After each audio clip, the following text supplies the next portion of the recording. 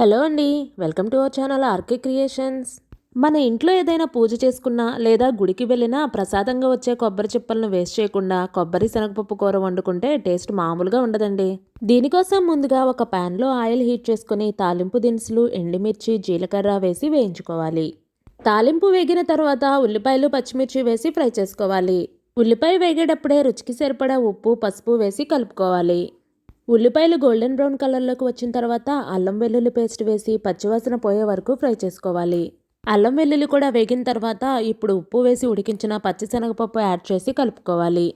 పచ్చిశనగపప్పు కొంచెం వేగిన తర్వాత రుచికి సరిపడా కారం, ఒక స్పూను ధనియాల పొడి, జీలకర్ర పొడి వేసి కలుపుకోవాలి. ఇప్పుడు సన్నగా తురుము పెట్టుకున్న కొబ్బరిని కూడా వేసుకొని కలుపుకోవాలి. కొబ్బరి ఫ్రై అవ్వడానికి ఎక్కువసేపు పట్టదండి, అందుకని కొబ్బరిని చివరిలో వేసుకోవాలి.